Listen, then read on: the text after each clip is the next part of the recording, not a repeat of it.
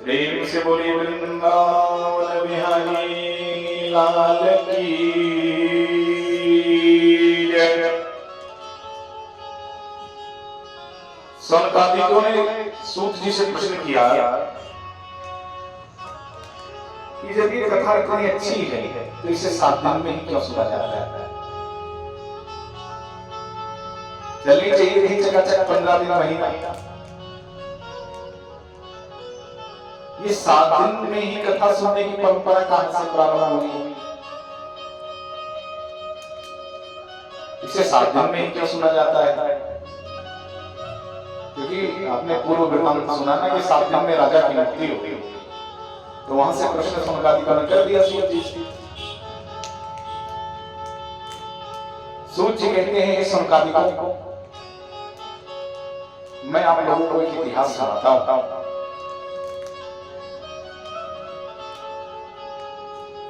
एक बार नारद जी एक विशालाया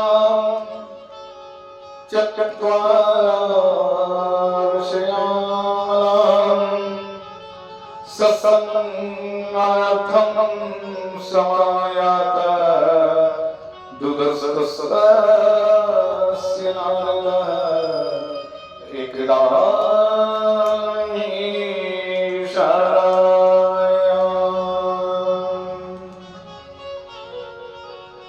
विशाला कोई नगरी में, विशाला नगरी आप लोग जानते हैं।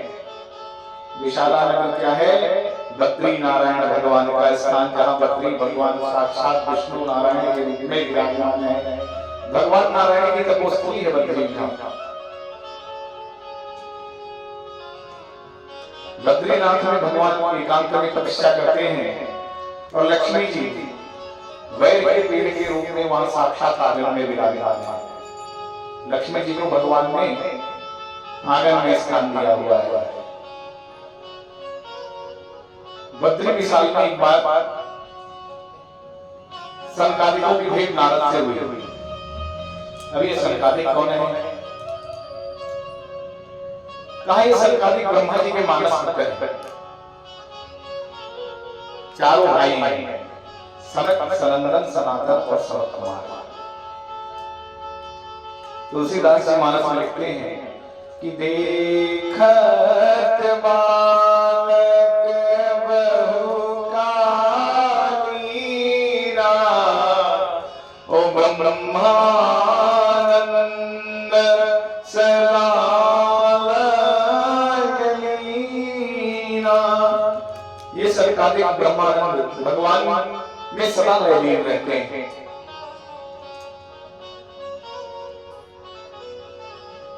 है तो ये पुरखाओं का भी पुरखा, लेकिन सदैव 5 वर्ष के बालक बने रहते हैं। क्यों?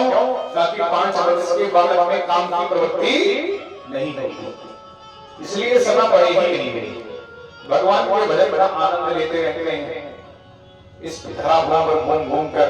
और दोनों बड़े विद्वान हैं, चारों बड़े विद्वान हैं। हाँ, आपस में ही कथा कहते हैं। कभी कोई व्यास बन जाता है तो तीनों श्रोता बन जाते हैं। जब एक थक जाता है कथा कहता कहता तो व्यास से उठकर दूसरा बैठ जाता है। तो भगवान की कथा में आनंदित रहने वाले ब्रह्मानंद सदा लीना, ऐसे सनकादिक हैं। एकदा ही विशालायाम चत्वारः शिवमनाम, वहां पर चारों मानस पुत्रों ने ब्रह्मा जी को देखा और नारद जी ने सनकादिकों को देखा।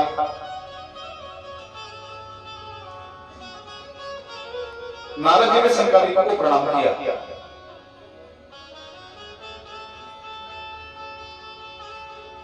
ये बड़े भैया मैं आपको प्रणाम करता हूं क्योंकि ये भी ब्रह्मा जी के मानस पुत्र हैं और नारद जी भी ब्रह्मा के मानस पुत्र हैं।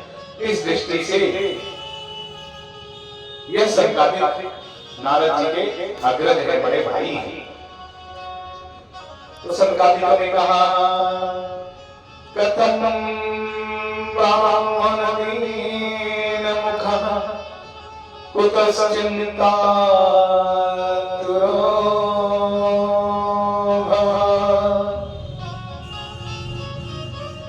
ब्राह्मण जी ने मुखा, नारद जी आपका मुंह क्यों लटका हुआ है, आप इतने व्याकुल क्यों हैं, आपका चित्त इतना अशांत क्यों है।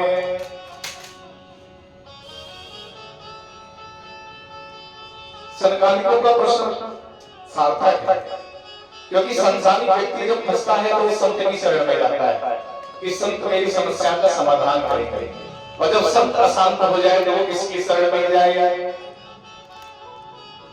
सनकादिकों ने नारद से उनके दुख का कारण पूछा, कहा दुख तो यथा जना, कहा नारद जी आप ऐसे लग रहे हैं जैसे कृपण व्यक्ति का धन छिन गया हो।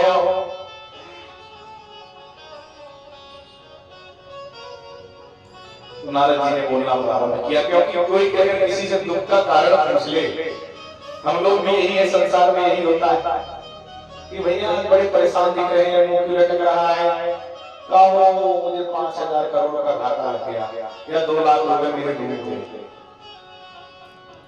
या मेरे कमर में दर्द हो रहा है, या मेरा तबीयत ठीक नहीं है। हाँ, संसारिक लोग भी यही करते हैं, कोई दुख पूछ ले तो उसे अपने दुख का पुलिंदा सुना देते हैं। तो नारद जी आप दुखी हैं, तो सनकादिक मिल गए हैं, सनकादिकों को अपने विषय में बता रहे हैं, कहते हैं कि मैं पृथ्वी पर सत्संग करने की इच्छा से आया था। हाँ, कहीं सत्संग होगा तो बैठकर भगवान की कथा को सुना जाएगा। नारद जी भगवान की कथा के प्रिय हैं, कहा सत्संग कहाँ मिलता है, कहा पृथ्वी के अत्यंत कहीं सत्संग में, लोक के अत्यंत, धरा मंडल के अत्यंत कहीं भगवान की कथा सुनने को नहीं मिलती है। अरे आप लोगों से पूछा जाए कि स्वर्ग अच्छा है कि पृथ्वी अच्छी है, बताइए कितने लोग स्वर्ग जाना चाहते हैं। देखिए सब लोग स्वर्ग जाना चाहते हैं, लेकिन भगवान का भजन वहां नहीं मिलता है। आप बताइए आप स्वर्ग जाएंगे कि पृथ्वी पर भगवान का भजन सुनेंगे। यही तो बातें हैं, आप लोग समझते नहीं है। कथा को ध्यान से सुनिए कि देवताओं को भी मनुष्य तत्व बड़ा दुर्लभ है।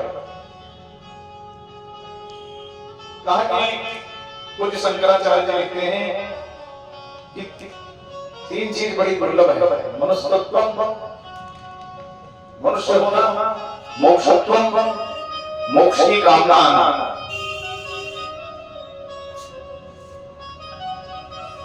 ये बड़ी दुर्लभ है। पहले मनुष्य का जन्म में भगवान के मन में, उनके चरणों में प्रीति, और तीसरा मोक्ष का कारण, मोक्ष की अभिलाषा। ये तीनों बड़ी दुर्लभ है। तो ये सब कहाँ प्राप्त की जा सकती है, कहाँ पृथ्वी पर। तो नारद जी सत्संग करने के लिए पृथ्वी पर आए। नारद कहते हैं कि पुष्करम च प्रयागम च काशीं गोदावरीं हरिक्षेत्रे कुरुक्षेत्रे श्रीरंगम सेतुबंधनम। कहा पुष्कर गया, पुष्करम च प्रयागम च, पुष्कर ब्रह्मा जी का एकमात्र मंदिर जो है पुष्कर में, प्रयागम प्रयाग में गया, तीर्थराज प्रयाग में, वहां भी मन को अशांति नहीं मिली, क्योंकि कलयुग के प्रभाव से तीर्थ को भी दूषित हो गए हैं। प्रयागम च काशी गोदावरी, काशी गया, गोदावरी गया, हर क्षेत्र कुरुक्षेत्र श्रीरंगम सेतुबंधनम, रामेश्वर गया, सेरनाथ गया, वहां भी मुझे शांति नहीं मिली, क्योंकि कलयुग के प्रभाव ने तीर्थों को भी दूषित कर दिया है। आप स्वयं देखिए तीर्थ कौन जाना चाहता है। आज की जनरेशन कहती है कहां जाने, कहां टूर पर जा रहे हैं। तीर्थ क्या बन गया है, तीर्थ स्थल बन गया है। कोई तीर्थ की भावना से तीर्थ करने नहीं जाता है। प्रेम से बोले वृंदावन